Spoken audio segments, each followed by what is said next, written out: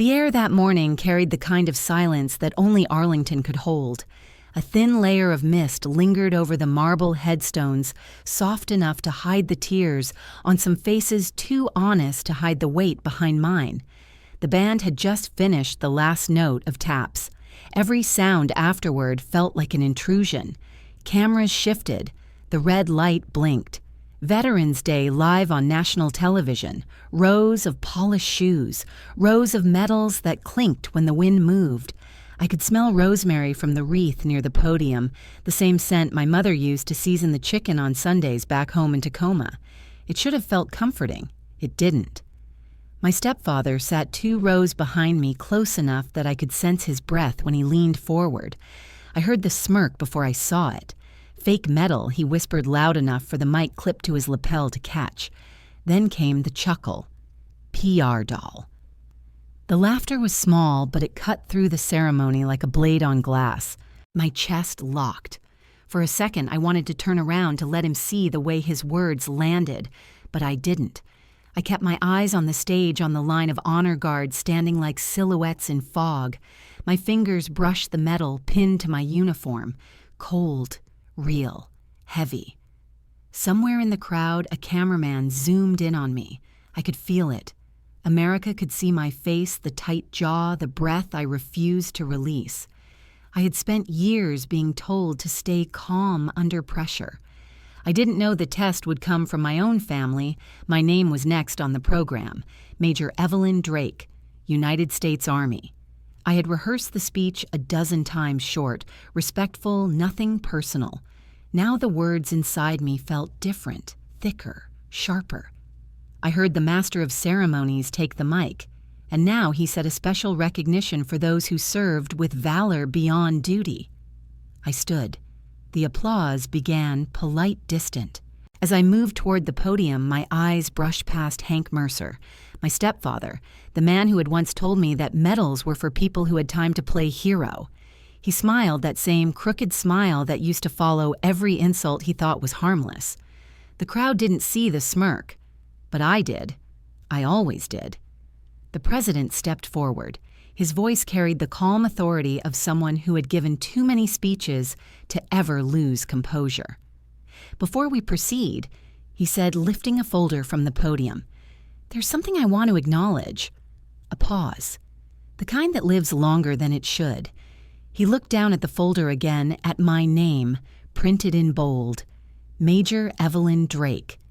He didn't look away when he said it. The cameras followed. My stepfather's grin faded by degrees. Somewhere behind the first rows, a cell phone captured the whole thing, a clear shot of his face tightening, as the air around us seemed to still. I didn't know it yet, but that clip would travel faster than any speech ever could. The president flipped open the folder. His tone changed lower, deliberate. "There are moments when service goes unseen," he said, but not unheard. My pulse pressed against my collar. The crowd leaned in. When communications failed during Operation Iron Haven, one officer kept her team alive by restoring contact under direct fire, he continued. She coordinated extraction for 7 soldiers who might not be here today. The murmur swept through the audience. Someone in uniform, Colonel Whitaker, my old CO, rose from his seat, saluted once. Cameras swung to capture it. My stepfather froze. The smirk was gone. He blinked once, twice, as though waiting for someone to tell him this was a mistake. The president's gaze shifted toward the crowd. "Before we proceed," he said again this time, not reading from the page, "I'd like to remind everyone here that every medal represents a story, one written in more than ink." He closed the folder. The amphitheater held its breath. I could hear the faint hum of microphones and the creak of leather from the front row. My throat felt tight, but not with shame. For once, I didn't have to defend myself. The truth was doing it for me. In that suspended silence, I finally understood what my drill sergeant once meant when he said, "Stand still long enough and even liars expose themselves." Behind me, Hank shifted. The audience turned. The moment stretched thin, waiting to snap. When it did, it would be loud, it would be public, and it would change everything. Dinner in Tacoma always began the same way, with the sound of the refrigerator humming louder than the voices that tried to stay polite. The table was small, round, and old enough that every fork scrape sounded like a complaint. I had cooked that night nothing fancy, just roasted chicken and potatoes. The scent filled the kitchen, mixed with the smell of lemon cleaner and rain drifting in through the half-open window. Hank took the first bite and chewed like a man, grading a test he already decided to fail. "This tastes like those army cans you eat overseas," he said loud enough for my mother to hear from the sink. "Guess that's the secret to survival, pretend cardboard is dinner."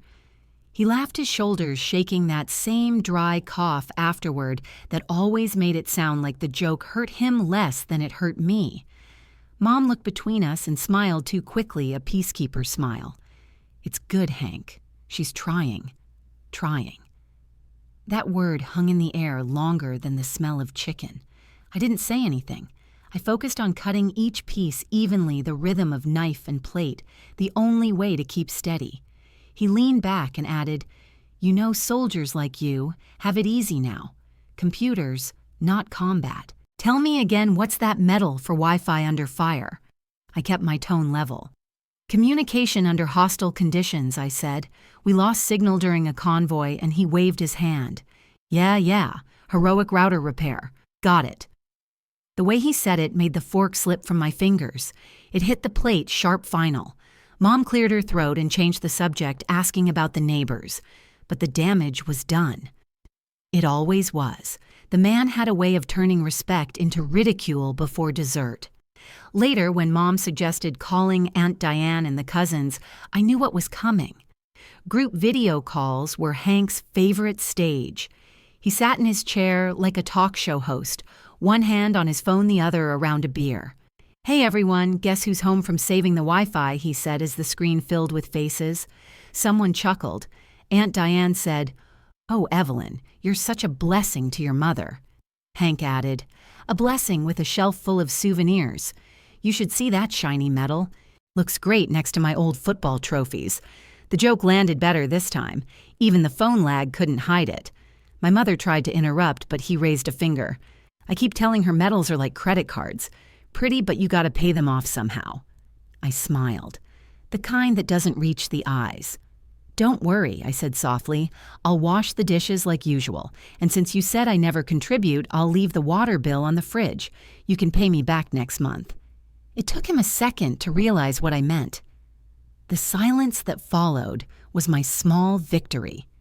The kind you don't celebrate out loud. When he stood to grab another beer, I folded the napkin carefully, as if the motion itself could erase the moment. It couldn't, but it gave me something to control. Later that week, the letter arrived. The official seal, the heavy paper, an invitation to speak at the Veterans Day ceremony in Arlington. My hands shook a little when I read it. It wasn't pride that made them shake. It was the quiet disbelief that after everything, someone still thought my story was worth telling. I told Mom first. She looked genuinely happy, clapped her hands, then turned to call Hank. He appeared in the doorway, wiping oil off his hands from the garage. "Arlington, huh," he said. "Big deal." His smile tilted. "Guess they need a show pony this year." I folded the letter back into its envelope. He laughed again, the kind of laugh that needs an audience. Mom reached for his arm. "Don't start," she whispered. "She deserves it." "Sure," he said. "Deserves a stage, a camera, maybe a brand deal. Good PR." He took a sip of his drink and muttered, "Guess Valor's trending now." I walked past him, each step deliberate, steady. My room smelled of paper and old uniforms. I sat on the bed and stared at the folded letter until the lines blurred. There was a knock. Mom peeked in her voice low. "He didn't mean it, honey." I looked up. "He always means it." She sighed. "He's under stress. The garage isn't doing well." That was her reason for everything lately. I nodded, too tired to argue. When she turned to leave, she hesitated. "I shouldn't say this, but when we got the living room set last year, Hank used your name for the credit.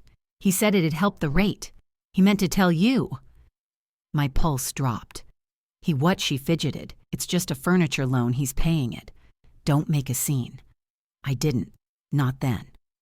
I just nodded and closed the door behind her. In the dark, I could hear the fridge hum again through the walls, the same dull rhythm as before. I thought about the bank emails I'd ignored, the odd notifications.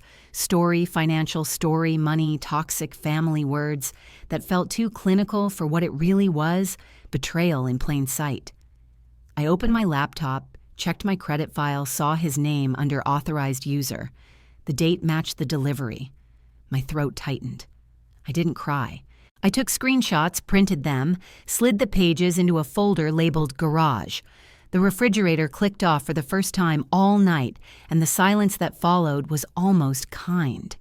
The next morning, I taped the water bill to the fridge door, right next to a note that read, "Every contribution counts." He tore it down, of course, but he saw it first. That was enough. The seed of injustice was planted long before Veterans Day. I just hadn't realized it would grow this fast. The smoke from the neighbor's grill curled over the fence and settled like a gray veil across the yard, softening everything except the sound of Hank's voice. He stood near the folding table stacked with paper plates and a bucket of ice, telling a story that grew taller with every sentence. "Evelyn is a desk soldier," he announced, tapping his knuckles on the lid of a cooler as if it were a lectern. "Great with spreadsheets. Not so great with sand and sweat." A few neighbors laughed, that rough kind of laughter that sounds like a throat clearing with an opinion. Someone popped a soda. The can dented under the pull of a ring tab and hissed like a warning. I kept setting down the trays I had brought one by one, each labeled with neat cards I had written the night before. Chicken skewers measured to the ounce, salad portioned by head count, fruit sliced in exact ratios. I did not look at him. I looked at the numbers. "The math never tries to hurt you. Show them the medal," he said to no one and everyone. "Looks good on camera. Better than it does in a foxhole. More laughter. If she ever saw one." I lifted the foil from the first tray and began to serve without being asked. 1 8-ounce chicken serving per adult, 1 4-ounce for children, 2 ladles of salad for each plate. I moved through the line with the calm rhythm I had used in places where calm mattered more than air. A woman in a navy cardigan watched me line up the plates by family size and said, half joking, half impressed, "You have this organized like a supply convoy." I met her eyes and let a small smile rise. "Habit," I said. "When you need to evacuate 7 people under fire, you learn to count backward before you count forward." The line went quiet. Forks hovered. Somewhere behind me, a bottle cap fell and skipped across concrete. The neighbor at the grill cleared his throat and asked if anyone wanted another round of hot dogs. No one answered for a beat too long. I handed a plate to a boy with grass-stained knees and moved on. Hank recovered first. He planted his feet and started again, louder, as if volume could erase the last 5 seconds. "You know, he said a real veteran's paperwork can tell you everything. If you ask me, most of these medals are just for show." He looked at a man standing near the fence in a faded ball cap. "You are a vet, right?" The man nodded. "Army," he said, "back in the day." "Then you get me," Hank said, turning so the group could see both of them like he was setting up a debate he planned to win. "A lot of modern service is computer stuff. PR tours, desk cobras. Am I right?" The man in the cap shifted his weight. "Service is service," he said carefully. "Different theaters, different risks." Hank laughed again, the cough chasing it like a dog on a leash. "Sure, but paperwork never lies." He swung his arm toward me. "Hey, Major, why not show your ribbon rack and that paper you carry? Or is it classified where you plug in your laptop?" I kept my hand steady and placed a plate in front of an older woman who thanked me twice, as if thanks could cover embarrassment by proximity. "If we are doing paperwork, I said we can do paperwork." I turned to the man in the cap. "Sir, would you mind reading your DD 214 number for me? The separation document. I will say mine if you say yours." He blinked. The ball cap dipped. "I do not have it on me," he said. "No one carries that to a barbecue." "Of course," I said. "I do not carry mine either. That is why we do not waive paperwork in a yard." The woman in the cardigan let out a small sound that might have been a laugh if it had not also been relief. The neighbor at the grill flipped a row of hot dogs and missed the center by an inch. Smoke rose and made a few people cough. I passed napkins down the line, and an older man near the back took one like a truce flag. Hank's jaw moved. He adjusted the sunglasses pushed up on his head, even though the sun had already dropped behind the fence. "I am just saying," he said, "some medals are shiny and some are earned. That is all." He took a long drink from his cup and stared at me over the rim. I did not give him anything to hold. I kept serving. The math stayed on my side. A teenage girl whispered to her mother. She seems nice, and I felt something small and warm flicker under my sternum. Not pride, something steadier. The woman in the cardigan leaned closer. "Evacuate 7, she said softer now. "Did that happen here or overseas?" "Overseas," I said. "Signals failed. We had backups. Someone had to make the calls." "You," she said. "You made them." "Someone had to," I repeated. Hank clapped his hands once, a sharp crack that made the boy with the grass-stained knees jump. "All right," he said. "We are all impressed. Logistics queen. Desk soldier of the year." He grinned at the man in the cap as if to recruit him. The man looked away. "You should have tried real heat instead of this backyard stuff," Hank added, gesturing at the grill. "Maybe then that medal would mean more than the label on it." I set the last plate down and turned to face him for the first time that afternoon. My voice was even. Medals do not mean more when someone shouts. They mean more when someone is alive. The sentence hung there, not dramatic, not loud, just true enough to shift the ground. The laughter thinned. A child asked where the ketchup went. Someone said, "Check the cooler." Life tried very hard to be normal again. A few minutes later, the man in the cap approached me near the folding chair where I had set my water bottle. His hat was off in his hands. "Ma'am," he said quietly. I served. I should have said that earlier. I do not like being used for someone else's point. "Understood," I said. "It happens." He nodded toward Hank. "He likes a crowd. He likes an echo," I said. Crowds give him that. The neighbor at the grill called for a photo. Everyone gathered in the center of the yard, plastic chairs scraped in a chorus. Hank moved to the front like he always did. Someone's phone went up. "Say freedom," Hank shouted. The word fell flat. The woman in the cardigan stood beside me and whispered, "I am sorry, you do not have to be," I said. The photo clicked. When it was over, people dispersed in pairs. Small conversations bloomed at the edges, the kind that carry correction without direct confrontation. I heard someone say she saved 7 and another voice answer. He did not know what to do with that. The evening went on. The air cooled. A breeze passed through the maple and sent a dry rattle over the yard. On my way to the trash bin, I passed the man in the cap again. He kept his eyes down. Hank called out "Major, take a bow," and then laughed at his own line. No one joined him. Not this time. I dropped the trash bag into the bin and felt the weight leave my fingers. The sound of the lid closing was clean and final. As I turned back toward the patio, a neighbor intercepted me to ask about the ceremony in D.C. I answered. I told her the program was formal. I told her I had a short speech and that there would be a reading from a citation. I did not say who would be reading it. I did not say that the man 2 rows behind me would make the worst mistake of his life by thinking a microphone belonged only to the person on stage. The last of the smoke drifted away. The grill went dark. People began to pack up chairs. When I carried the empty trays to my car, the woman in the cardigan walked with me and said, "I hope someone tells the story right on television." "Someone will," I said, "even if it is not me." She squeezed my arm. "For what it is worth," she said, "I believed you." I watched her rejoin the group. The streetlights came on with a soft click, and the whole block looked staged like a set waiting for its final scene. Hank's laugh floated across the yard again, that dry scratch of sound, but it did not land where it used to. It fell short and rolled away. Family betrayal wears many faces. Sometimes it wears a neighbor's grin. Sometimes it wears your own last name. but it always wants an audience.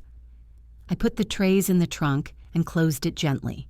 Conflict justice does not always arrive with sirens. Sometimes it starts with a quiet line in the grass where you decide not to step back. Revenge. Emotional is not rage. It is restraint that makes noise at exactly the right time. In a few days, Veterans Day would bring cameras and microphones and truth with a folder and a voice strong enough to cut through any yard. For now, I drove home with the windows cracked and let the cold air clear the smell of smoke from my hair. If you have ever been publicly humiliated, type stand up, so we keep standing up for yourself. The email chimed just after sunrise, a bright ping that did not match the weight it carried. I was pouring coffee when my phone lit up with a subject line from a local reporter asking for clarification about a tip. The message quoted an anonymous source who claimed I had pinned my own ribbon and staged photos to look like a combat veteran. The words felt clinical on the screen, but I could hear Hank's voice behind them, that low smirk turned into sentences. I read it twice, then set the mug down and listened to the apartment settle the quiet creak of pipes and the distant hum of a bus starting its route. Toxic family turns houses into stages. Email turns whispers into print. I typed a short note to the reporter saying I would respond by end of day and that I welcomed any good faith questions. Then I closed the laptop and drove to my mother's house. The refrigerator hummed louder than I remembered. Hank was already at the table with a folder spread open like a map. He did not look up when I walked in. "You finally made it," he said. "We have a business opportunity. Co-sign this loan so the garage can add 2 lifts. Easy approval, fast turnaround. Family helping family." He slid the papers toward me, eyes on my face as if waiting for permission to celebrate. I did not touch them. "I am not co-signing," I said. "We have had this conversation." He leaned back and tried a smile that said he was patient with children. "You are missing the point. You are in uniform on television next week. Lenders love optics. This is timing. We will pay you back with interest." My mother stood near the sink twisting a dish towel. "Maybe just take a look," she said. "He is under pressure." I kept my voice even. "Pressure is not a license." Hank tapped the folder. "You think your medals pay the bills? They do not. This does. Sign it."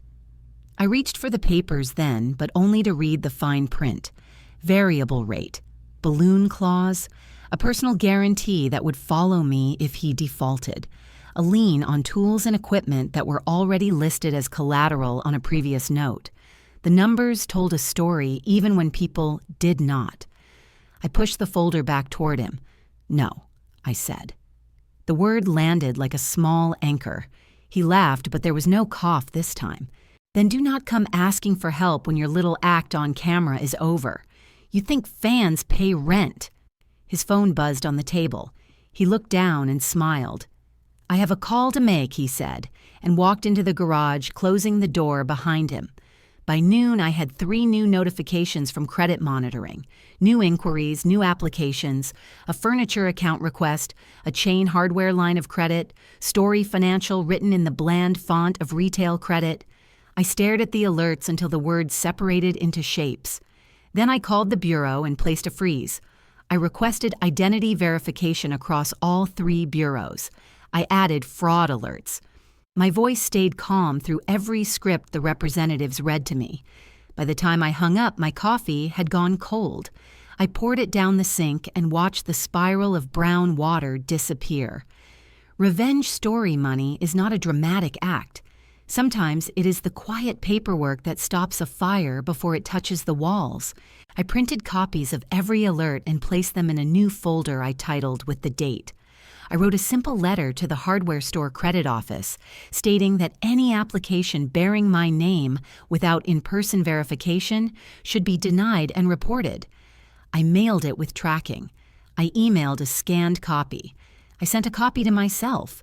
I like records that make a path backward. Late afternoon, the reporter wrote again.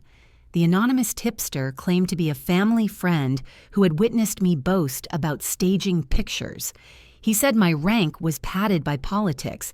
He said my medal was for morale, not for action, and that real veterans could spot a fake by her silence. I read the email while the soft clatter of rain began against the window. My mother sent a text asking if I could come back to the house for dinner. I answered that I was busy. Then I opened my file cabinet and pulled out the document that carried more weight than any rumor. The award citation. Names redacted where they needed to be. Dates and coordinates visible where they mattered. A paragraph from the after-action report that did not swell or brag, only recorded the fact of communications restored under direct fire, and the lives taken off a map because extraction had worked.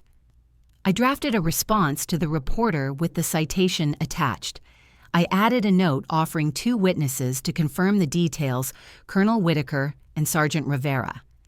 I copied their public contact lines and told the reporter that he was free to ask anything that protected operational integrity while respecting privacy. I hit send and listened to the email whoosh like a small sigh. The phone rang almost at once. It was my mother. She spoke in a whisper that made the words slide together. "He is angry," she said. "About the loan, about you freezing something with the bank. He said he talked to a friend who can help with an account. I do not like it when he talks like that." I kept my voice steady. "Do not sign anything. If a delivery shows up in my name, refuse it. Take a picture. Call me." She was quiet for a second. "It should not be like this," she said. "Families should not feel like paperwork. Families should not feel like a trap," I answered. "We will get through today." After we hung up, I wrote a simple letter addressed to Hank and left it on the kitchen table the next morning. It stated that I would not co-sign. It stated that any use of my personal information without consent would be reported. It stated that our conversations were to be kept to logistics about my mother's well-being and nothing else. It was not a threat. It was a boundary. Conflict justice begins with a line drawn straight. That afternoon, the reporter called. His tone was different.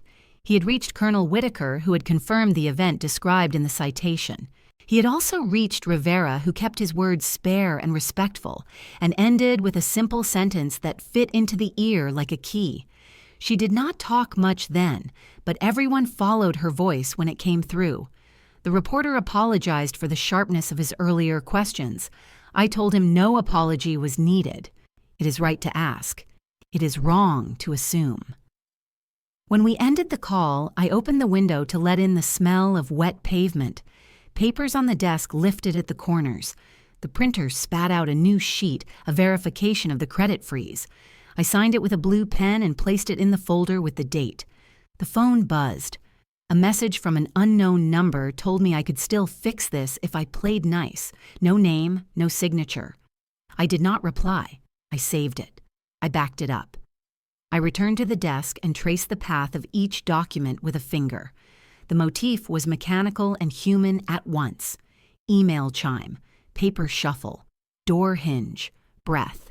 In the evening, my mother sent a photo of a padded envelope that had arrived with my name typed wrong. She had refused it.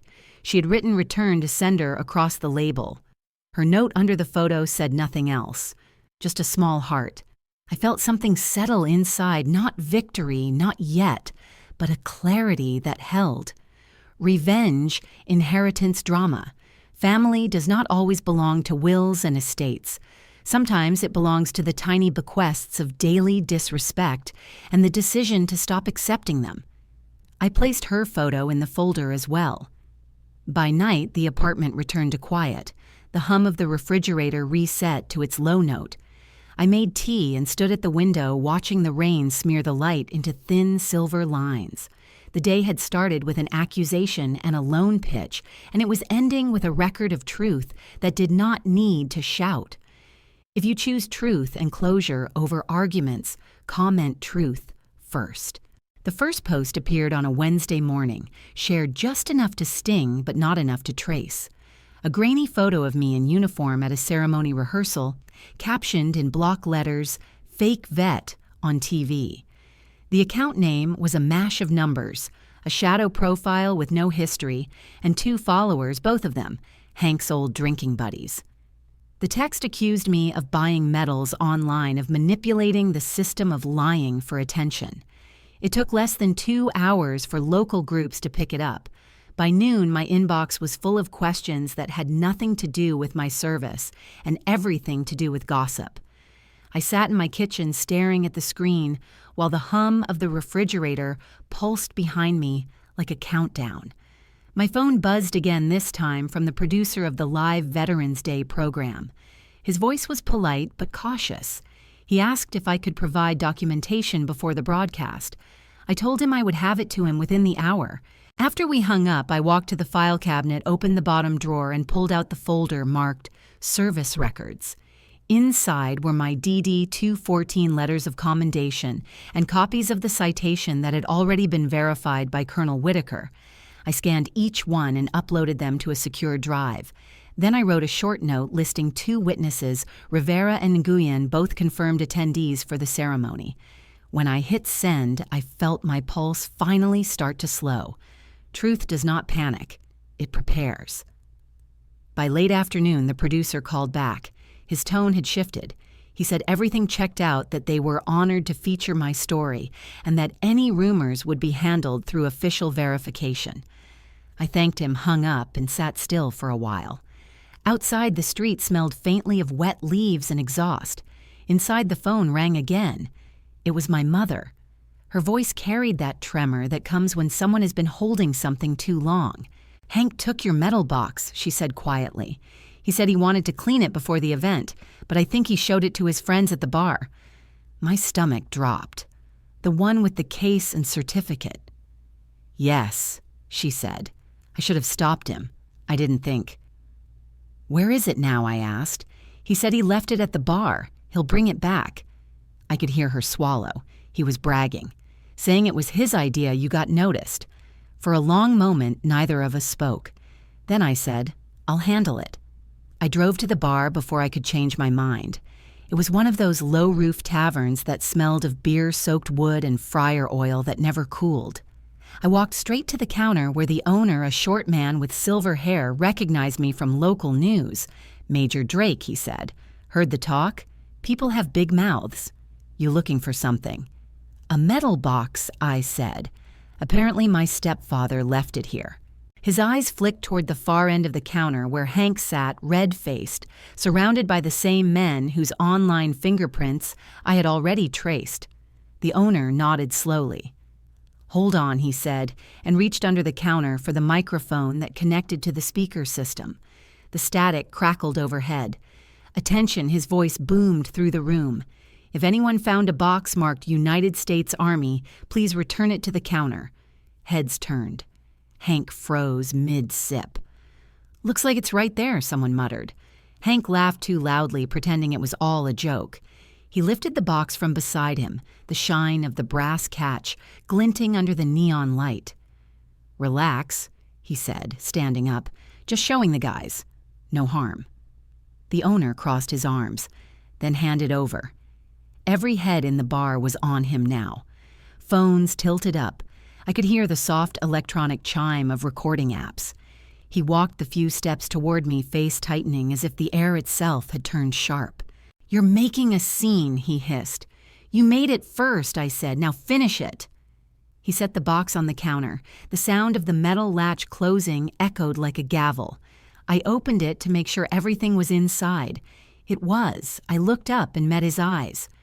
"Next time you borrow something that is not yours, try remembering the weight." A few people chuckled. The owner gave a small nod of respect. The video hit local social media that evening, just a few clips of him handing over the box with a tight jaw, the caption reading, "Man returns, stolen metal box to owner." The irony wasn't lost on anyone. Revenge emotional can be quiet and public all at once. The clip spread faster than the rumor ever had. By the next morning, the fake account had vanished. I didn't have to post anything.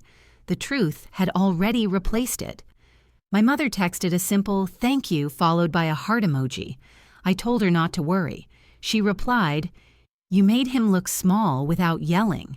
I wish I could do that. I wanted to tell her it wasn't satisfaction I felt, but stillness. Instead, I sent back, "You can." That afternoon, my phone buzzed again. A message from Rivera with a photo attached. It showed an old mural painted on a wall at our base, a steel lily blooming through concrete.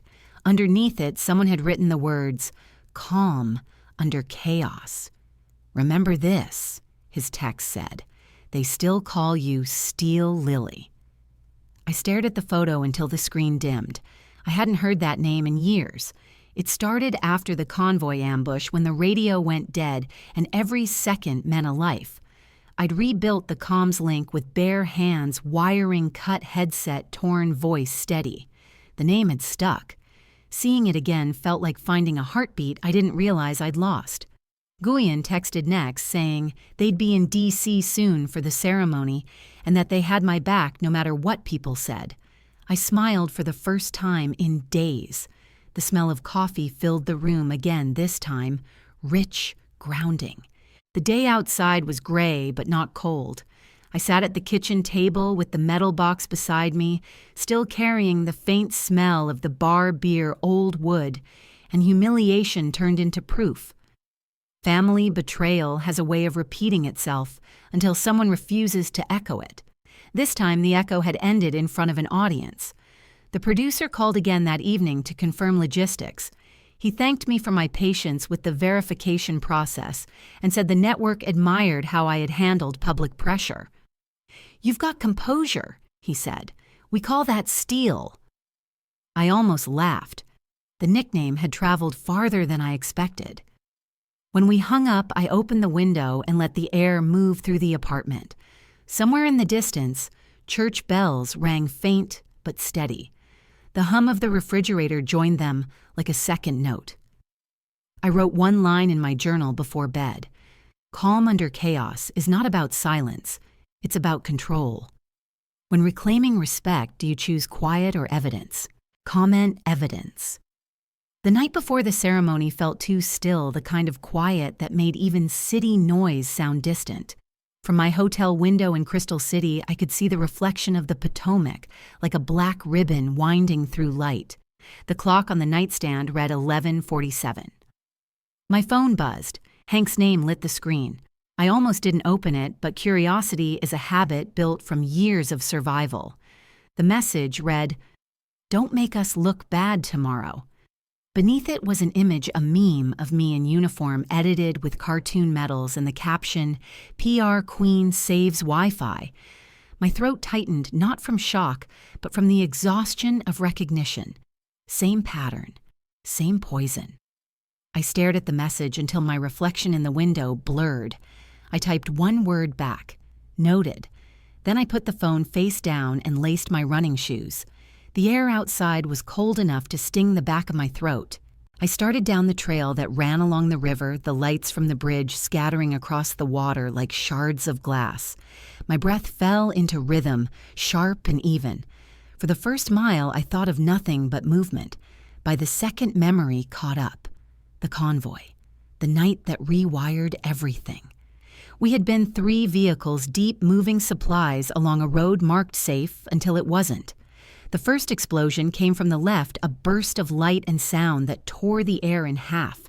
The comms went dead instantly, static, silence, then chaos.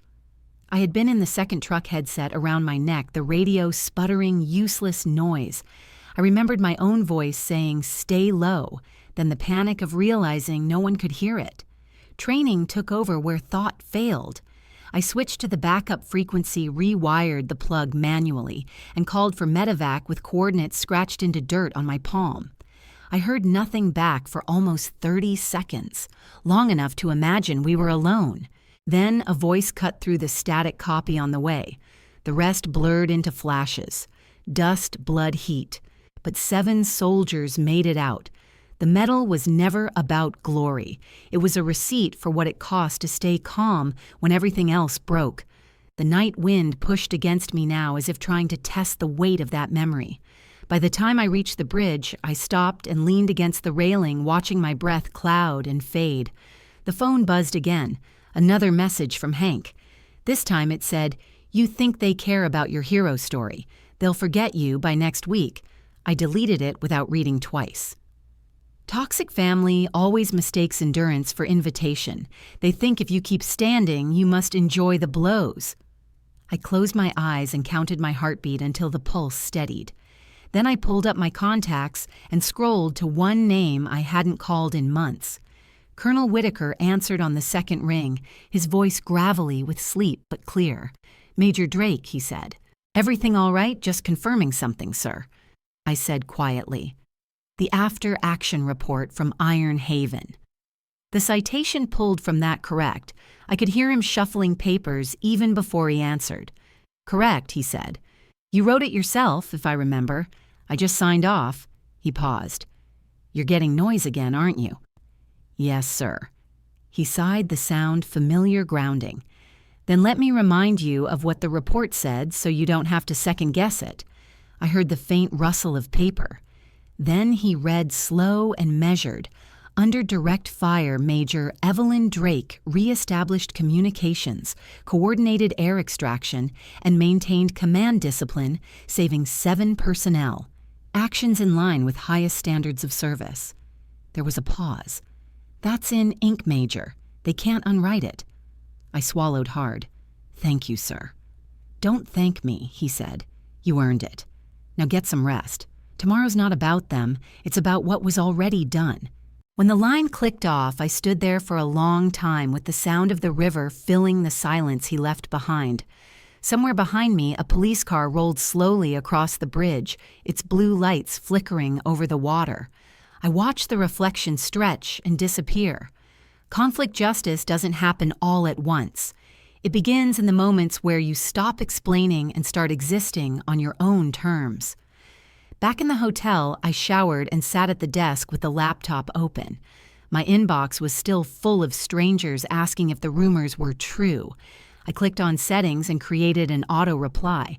The message read, "Thank you for your concern. For verification, please find the official citation attached. Have a good day." I added a small, smiley face at the end, not for sarcasm, but for symmetry. Revenge emotional does not always burn. Sometimes it hums quietly like a well-calibrated machine. I attached the citation and activated the reply. Then I closed the lid and exhaled. The phone buzzed again. Not Hank this time, but the producer. I answered, thinking it was about timing for the morning schedule. "Major Drake," he said, his tone formal but warm. "Just a heads up, the president has requested to personally read a portion of your citation during the ceremony. He saw the verification and said it deserves to be heard. We wanted to confirm you're comfortable with that." For a moment, I couldn't speak. I looked at the metal resting on the desk, its surface catching the yellow light from the lamp. "Yes," I said finally. "I'm comfortable." "Good," he said. "We'll finalize the cue cards tonight. It'll come right after your introduction." After we hung up, I stared at the blank wall opposite the bed. The air felt charged, not with fear, but with inevitability. Hank's words would echo in the same space where the truth would soon be read aloud by the highest office in the country. There would be no rewinding that, no deleting it. The line was already drawn, and tomorrow it would be lit up for everyone to see. I lay back on the bed, the hum of the city bleeding through the window. My phone screen still glowed on the nightstand, the meme he sent waiting in the message thread. I opened it one last time, took a screenshot, and filed it into the same folder as every other record. Story, financial, family, betrayal, toxic family.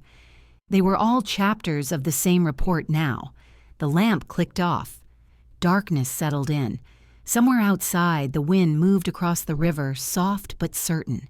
Quiet justice had already begun to right itself. If you believe in quiet justice, write quiet greater than noise. The sky over Arlington was a hard, perfect blue that morning, the kind that made every flag look sharper, every sound ring a little louder. Rows of chairs lined the memorial amphitheater, faces turned toward the stage, where the brass podium gleamed under sunlight. Cameras swept across the crowd, catching polished shoes, folded hands, the quiet gravity that came with remembrance. My name was on the program, Major Evelyn Drake, U.S. Army. I stood near the front 2 seats from my mother, who clutched a tissue she hadn't yet used. Behind us, Hank sat upright in his suit, the lapel pin of a flag tilted slightly. From the corner of my eye, I saw his mouth move before I heard the whisper. All this for a radio check. It was supposed to be quiet, a private jab, but the lapel mic he'd forgotten to turn off carried it farther than he intended. The nearest cameraman froze. The audience ripple was immediate, a low murmur like wind shifting through a field. The master of ceremonies hesitated before continuing his script, glancing toward the front row, waiting for a signal that didn't come. Hank looked around, realizing too late that he'd been heard. The president stood then, cutting through the pause with the weight of presence that didn't need volume. "Before we proceed," he said, voice clear over the speakers, "there's something I need to address." His hand rested on a dark folder embossed with the national seal. "I've been given the honor of reading a citation today. But it isn't just a citation, it's a record of truth." He opened the folder, the pages catching a brief shimmer of light. The silence that followed was absolute. You could hear the camera whir the faint cough of a soldier in the third row, the breath someone forgot to release.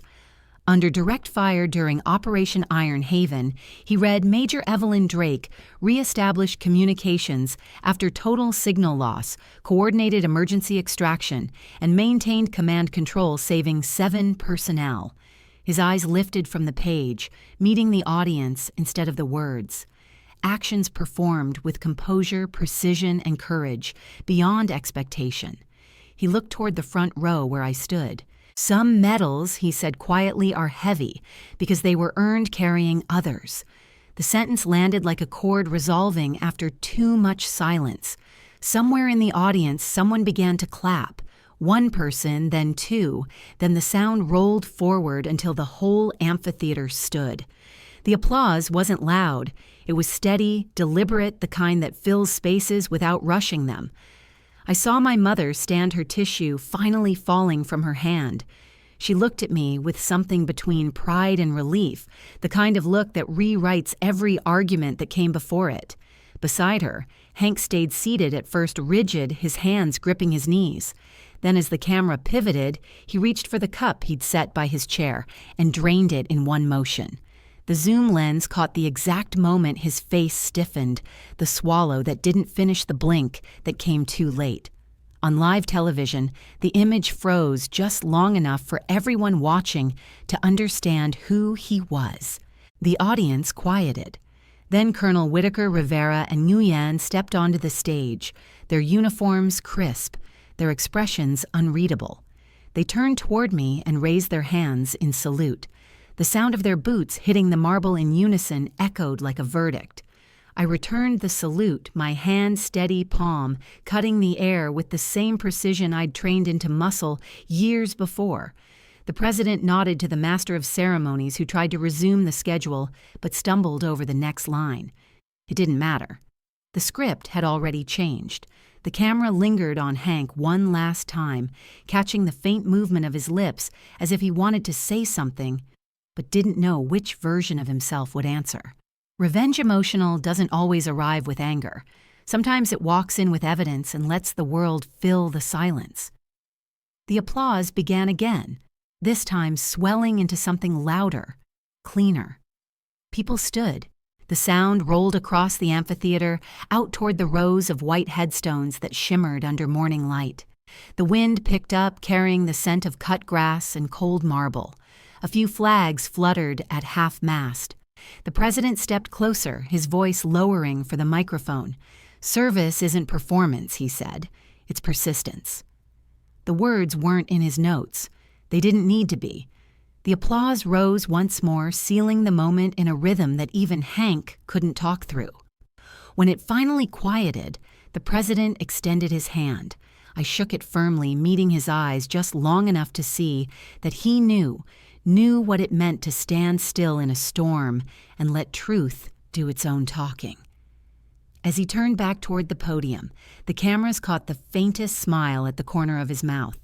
The broadcast director must have felt it too, because the next shot wasn't of me. It was of Hank slumped in his seat, the sunlight cutting across his face like a line he couldn't cross. Somewhere in the crowd, someone whispered, "He's the one who laughed." And just like that, the rumor died. The ceremony continued. When the band struck the opening notes of the anthem, I sang quietly under my breath, the words grounding me more than pride ever could. My mother's hand found my arm squeezing once a silent apology that didn't need translation. I looked at her, nodded, then faced forward as the salute ended and the anthem faded into echo. The president closed the folder with finality and the event moved on, but the air had shifted. The story had been rewritten not by speeches, but by proof. As people began to sit again, I caught sight of a camera operator wiping his lens, whispering to another crew member. That was the moment. He was right. It was the moment the noise stopped mattering. When the crowd finally dispersed, I stayed back for a while, watching the wind ripple across the grass. The faint hum of microphones being packed up sounded like exhalation. Justice doesn't always roar. Sometimes it simply stands in daylight unafraid. If you choose justice without hate, right respect wins. The video spread faster than any news outlet could manage. A short clip just 8 seconds long, showing Hank Mercer laughing during the Veterans Day ceremony, the mic catching his words before the president cut him off. The caption beneath it read, "Man mocks veteran on Veterans Day." Within 24 hours, it had over 1 million views. The comments came in waves, some angry, some stunned, all certain. The face everyone once knew as the friendly garage owner in Tacoma was now the symbol of something no one wanted to be. By Monday morning, the local paper ran an article confirming his identity. The headline was simple: "Mockery in Uniform." Beneath it, screenshots from the broadcast. Hank's face mid-laugh, the president mid-sentence, my name clear in the caption below. That was the day the calls started. The Veterans Association revoked his small business partnership. A supplier canceled his account. The bank froze his line of credit pending review of irregular documents. It was all legal, all procedural, all earned. I didn't celebrate. I didn't need to. Consequences were doing what they always do when you stop trying to protect people from them. Around noon, a reporter from the same network that aired the ceremony called asking for an interview. They wanted my reaction, a statement about the viral moment. I thanked them politely and said I wasn't interested in turning service into a spectacle. If you'd like, I added, you can link the nearest vet center at the end of your article. That's where the help belongs. The reporter paused, then said quietly, "That's better than any quote." When the story aired that night, my name wasn't mentioned. Only a short line appeared at the bottom of the screen, resources for veterans available through local vet centers. That was enough. My mother came over that evening. She looked older, smaller somehow, but her voice was steady. "He won't leave the house," she said. "People are calling. His clients, his friends. He keeps asking me why you didn't defend him." I poured her tea and slid the cup toward her. "Because I don't owe him defense," I said. "I owe myself distance." She nodded, eyes glassy. I should have seen it sooner. I thought he just needed kindness. I was afraid of being alone. Her voice cracked on the last word. I reached across the table and took her hand. "Being alone isn't the same as being controlled," I said softly. "You chose survival. Now you can choose peace." She exhaled shakily, then whispered, "I'm sorry, Evelyn, for all the times I told you to stay quiet." I squeezed her hand once and let it go.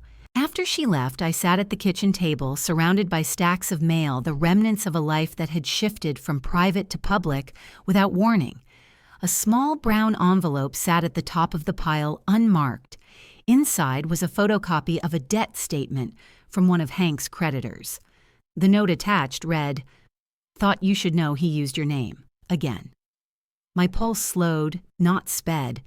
The attached email thread showed him applying for another credit extension using my service ID number as part of the verification. I forwarded everything to my attorney and copied the fraud division of the bank. No emotion, just process. Story Financial always ends in receipts. The next day, I sent him a single envelope by certified mail. Inside was a sheet of paper that looked like an invoice. At the top, in neat black print, it read, "Invoice Outstanding Debt." Underneath one line item, cost of disrespect, $0 but paid in full. I didn't include a return address. He would know where it came from. Micro-revenge doesn't need noise. It just needs timing. By Friday, the local radio station was playing clips from callers debating the story. Some condemned him. Others said everyone makes mistakes. But then the moderator read a new update. One of Hank's creditors had gone public, releasing an email showing he had impersonated me for a line of credit. The tide shifted completely. Public sympathy turned to disgust. The internet doesn't forgive twice. Comments changed from mockery to moral outrage. Words like betrayal, family karma, and conflict justice started appearing in posts. Someone tagged the video again with a new caption, "She didn't ruin him. He did." I was home when it aired on television. My mother called in tears, half ashamed, half relieved. "It's all out now," she said. "People finally see him." "Truth takes its time," I said, "but it never forgets where to land." That weekend, the Tacoma garage closed its doors. The sign was taken down by a landlord who'd grown tired of unpaid rent. The windows were covered with paper, but the words scrawled across them in marker said everything, "Respect veterans." Word around town was that he tried to sell the tools, but no one would buy. He was a name no one wanted to be near. I didn't rejoice. I just watched quietly from a distance, the same way you watch a storm leave and see the wreckage without the noise. One afternoon, my mother showed up again with a folded piece of paper. It was a letter. "He asked me to give this to you," she said. I haven't read it. I opened it. The handwriting was shaky. It said, "I didn't mean for things to go this far. I just wanted to be respected." I folded the letter back and handed it to her. Then he should have started by respecting someone else. She nodded. "Do you want me to tell him anything?" "Tell him to stop using my name," I said. "That's all I ever wanted." That night, I took the last copy of the viral clip, saved it to a flash drive, and filed it under the same folder I'd kept everything else in since the beginning. A record of silence turned into proof. It wasn't revenge story money, it was truth earning interest. As the weeks passed, life began to level again. The noise faded into headlines about something new, and the air around my mother's house started to smell like coffee and peace instead of tension. One morning, she called to say she'd planted rosemary by the porch. "It helps me breathe," she said. "It smells like starting over." I smiled. That's the best use for it. When I hung up, I noticed a notification from the network that had aired the ceremony. The clip of the president reading the citation had reached 5 million views. The comments were kind, not performative, just people saying thank you or stay strong. I didn't reply. Respect doesn't need to announce itself. It just needs to exist quietly. I made tea, opened the window, and watched the morning light spill across the floor. Reclaiming respect isn't about winning. It's about drawing a boundary and letting silence do the rest. If reclaiming respect means something to you, type respect equals boundaries. The cafe in Old Town Alexandria was the kind of place where conversations stayed polite even when they shouldn't. The air smelled of roasted beans and rain on brick. I was halfway through my first cup when the door opened and Hank walked in. He looked smaller than I remembered, his shoulders slumped, his tie crooked. He scanned the room until he saw me, then raised a hand in a half-wave that didn't belong to the man who once mocked my uniform. I didn't stand. He sat down across from me without asking. "You look well," he said, voice too soft to be sincere. "You must have seen the news," I replied. "It's hard to miss." He nodded, pressing his lips together. "That's actually why I'm here. I need your help." I waited. He took a breath. "The garage. It's on the edge. The VA loan office says I need a co-signer now that the credit line's frozen. They said with your record, your name we'd qualify." He smiled like it was still a family conversation. "It's just paperwork. You don't have to pay a thing." I stirred my coffee once slow, deliberate. "You want me to co-sign a loan to save the business you ran into the ground using my name?"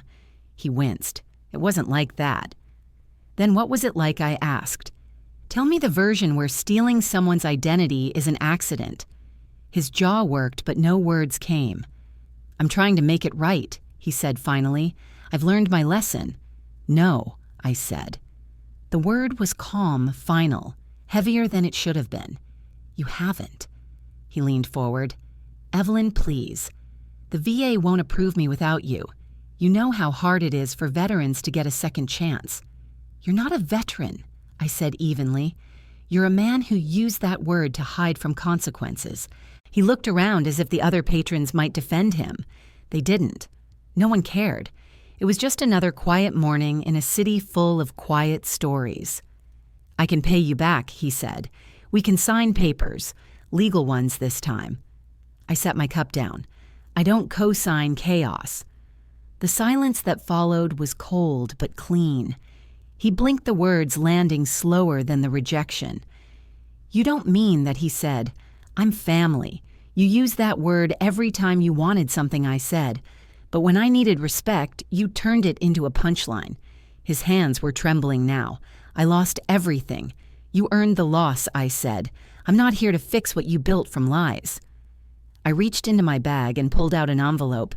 Inside, I said you'll find a summary of every defamatory post and message tied to your accounts. Email headers, timestamps, screenshots. If any of that resurfaces again, I'll file a claim for libel. I've already spoken to counsel. He opened his mouth, but I continued. You can stop now, or you can see what a courtroom does with a man who mocked a soldier on live television. His face went pale. You wouldn't. You've mistaken silence for mercy, I said. That's your mistake, not mine. I took another sip of coffee unhurried. He swallowed hard, staring at the envelope. You're serious. Always, I said. It's the difference between us. He sat back, his breath shaky. For a moment, I almost pitied him. Almost. But pity had never built anything lasting. I'm in trouble, he whispered. Everything's collapsing. The landlord, the loans, they're taking the lifts next week. I nodded once. Then maybe it's time to let go. I reached into my notebook and slid another piece of paper across the table. It was a printout titled 12 Steps to an Honest Apology. Across the top, I'd highlighted Step 1 in bright yellow, Stop Lying. He stared at it, confusion turning to disbelief. What is this A-guide, I said. You seem to like programs. Start with Step 1. He pushed the page back. You think this is funny? No, I said quietly. I think it's necessary. He gripped the edge of the table, his knuckles whitening. You can't just walk away like this. I already did, I said. Months ago. His phone buzzed on the table. He ignored it. It buzzed again, louder this time. He sighed and answered. Hello? He said, his tone stiff. Then silence. His face drained as he listened. You can't do that, he said after a moment, voice rising. There's no notice. No, another pause. I could hear the faint sound of a voice through the receiver, calm and final. He closed his eyes. Please, give me a week. He ended the call slowly, staring at nothing. They're repossessing the garage equipment, he said flatly. Today. He laughed once, dry and humorless. Timing's perfect, huh? Truth has a schedule, I said. It doesn't wait for convenience. He looked at me, then eyes wet but defiant. You wanted to see me break. No, I said. I wanted to see you stop pretending. He stood pushing the chair back with a scrape that made people glance over. You think this makes you better than me, he said. I shook my head. No, it makes me free. He stared for a moment longer, as if trying to find the version of me he could still manipulate. Then he gave up. He left the cafe without saying goodbye, the bell above the door jingling weakly behind him. I sat for a while, watching the rain trace patterns down the window. The waitress came over to refill my cup. Everything okay? She asked gently. Better than before, I said. She nodded and walked away. I opened my notebook and wrote one line under today's date. Boundaries are proof of love, not anger. Outside, Hank stood by the curb phone pressed to his ear, pacing like a man calling ghosts. The tow truck turned onto the street a few minutes later. I didn't stay to watch. When I stepped out, the air was cold enough to make my breath visible. I pulled my coat tighter and started walking toward the metro. My phone buzzed once a new message from an unknown number. It read, "You did the right thing." No name, no context. But I didn't need one. Some messages don't need signatures. Conflict justice had already done its work. Revenge story money doesn't always spend itself in cash. Sometimes it buys peace. When I reached the corner, I looked back once. The cafe was small against the gray sky, but the bell still chimed softly each time the door opened, a rhythm I would remember longer than his voice. Standing up for yourself is the kindest thing you can do for your own peace. Comment. Boundaries greater than begging. Seattle smelled like rain and coffee again, the kind of combination that made the city feel alive no matter the hour. I rented a small space inside the vet center downtown, nothing fancy. 2 folding tables, a whiteboard, a pot of strong coffee, always brewing. That was where the Steel Lily Women's Mentorship Group started. The first meeting had 5 women, all veterans, all carrying something heavy they didn't talk about until the 3rd cup. By the 2nd month, there were 12. By summer, 20. They came from different branches, different wars, different kinds of silence. Some wore their medals openly. Some kept them in boxes at home next to folded flags and memories they didn't name. I taught them what I knew public speaking without shaking, how to organize a room, how to write after-action reports for their own lives. But mostly I listened. The lesson that mattered wasn't control. It was compassion without apology. You can't mentor chaos, I told them, but you can outlast it. The laughter that followed was real deep, unguarded. It felt like healing sounded like that. On the 2nd Thursday of every month, my mother brought pastries she baked herself. Her lemon bars were always the first to disappear. She'd left Hank months earlier, moved into a small apartment overlooking the water. "It's strange," she said once while washing dishes after a session, "how peace feels loud at first." I smiled. That's the sound of nothing to fix. She laughed softly, wiping her hands on a towel patterned with rosemary sprigs. She'd started growing the herb on her balcony, said it made the air feel alive. The motif followed her everywhere now. I found it comforting, the scent of something green thriving where things once broke. One afternoon after a meeting, I received a call from Rivera. His voice carried warmth I hadn't heard in years. "Nguyen and I read your article," he said. "The one about rebuilding trust. We owe you lunch. You owe me nothing," I said, smiling. "We all survived together." "Still," he said, "we wanted you to know our kids got into the university program we told you about." After the call, I opened the envelope sitting on my desk, a check from the network that had run a short feature about the ceremony. They'd paid for rights to the clip, though I never asked them to. I stared at the amount for a moment, then opened a new email to the university's financial office. "Please apply this toward the tuition of Marcus Rivera and Anna Nguyen," I wrote. "Label the fund Steel Lily Grant." I ended it with a single line, "Dignity over money always." When I pressed send, I didn't feel revenge. I felt balance. The money had come from the moment that once defined humiliation. Now it funded hope. That was the real story, financial transformation turning what burned you into light for someone else. A few weeks later, the producer from the network reached out again. "We're doing a follow-up series," she said. "Short documentaries about veterans whose stories inspired others. We want to feature you." Working title, Steel Lily. I hesitated. "I'll agree on one condition," I said. "The spotlight stays on the team. I'm not the story. We are." She smiled through the phone. "That's exactly why it should be you." The documentary aired quietly on a Sunday morning. It didn't trend. It didn't need to. The comments section filled with messages from women who saw themselves in the silence between the sentences. One wrote, "I didn't know you could survive and still be gentle." Another said, "Thank you for showing that revenge can be healing when it turns into respect." My mother watched it from her apartment. She texted afterward just 3 words, "I'm proud, finally." I didn't cry. I just sat by the window and let the sound of seagulls and rain do it for me. The months that followed were calm. Hank never contacted us again. The garage was sold to pay debts. The last rumor I heard was that he moved to Arizona to start over. Maybe he learned. Maybe not. I didn't care.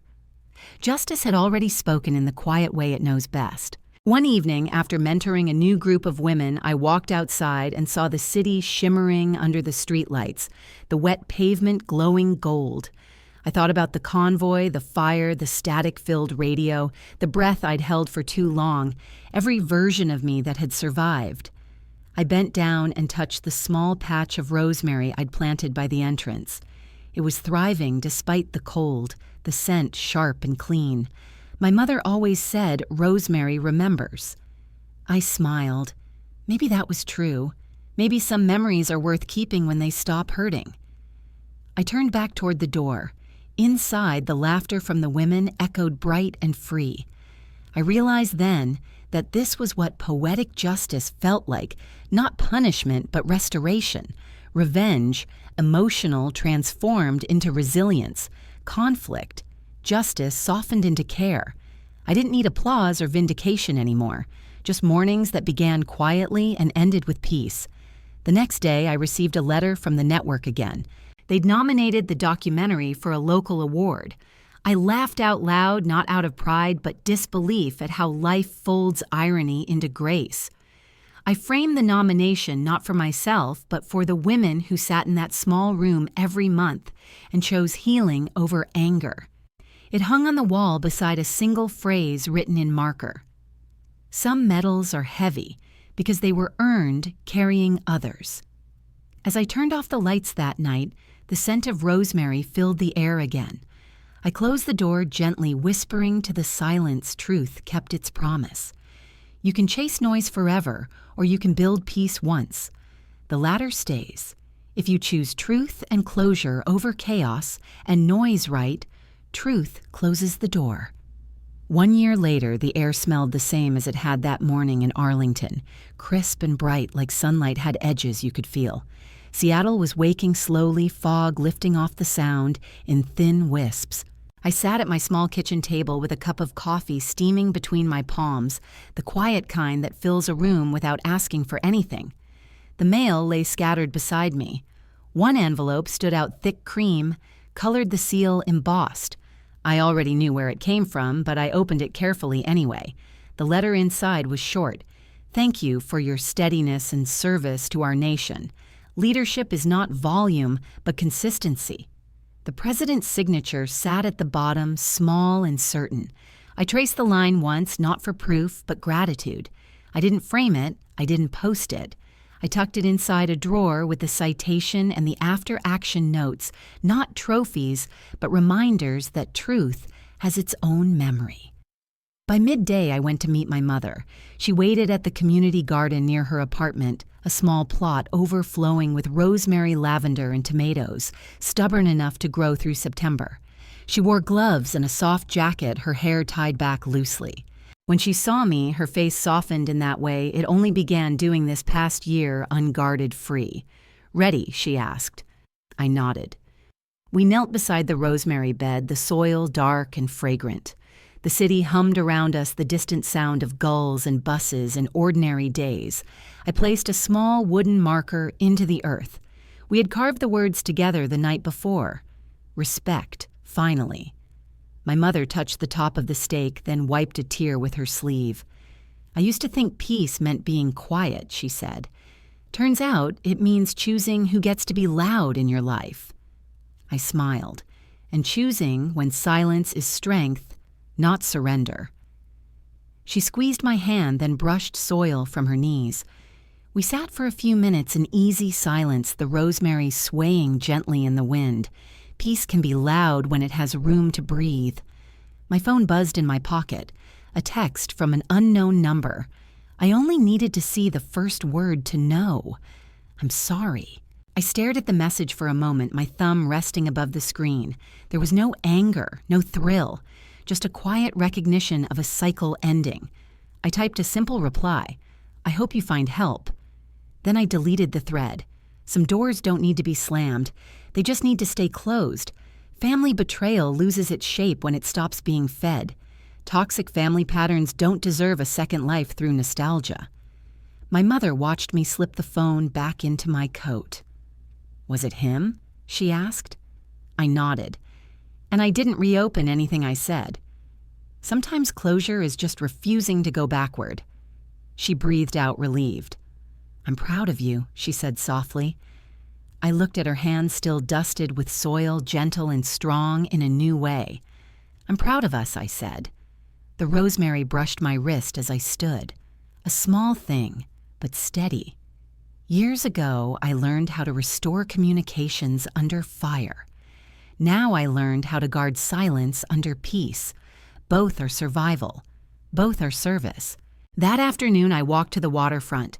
The marina glimmered, boats rocking in patient rhythm, ropes creaking gently. I sat on a bench and watched the water move, never still, never rushed. 2 women from my mentorship group passed by and waved. One shouted, "We booked our first workshop." The pride in her voice carried farther than any applause. Healing doesn't need a stage. It needs witnesses, not spectators. I walked home slowly, breathing in the damp air, the scent of pine and salt. When I reached my door, I paused. Inside was calm. Outside was open. Balance. I brewed tea and sat by the window as evening settled across the city. Streetlights blinked on one by one, warm halos pushing against early dusk. Somewhere, a dog barked. Somewhere, someone laughed loud and unburdened. I opened my journal and wrote one final line under the date. Some families teach you love. Some teach you quiet justice. I closed the book gently like a chapter that no longer needed holding.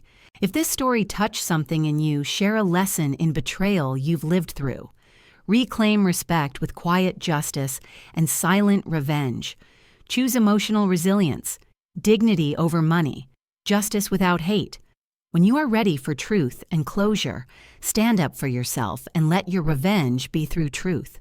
Truth kept its promise, and I kept mine.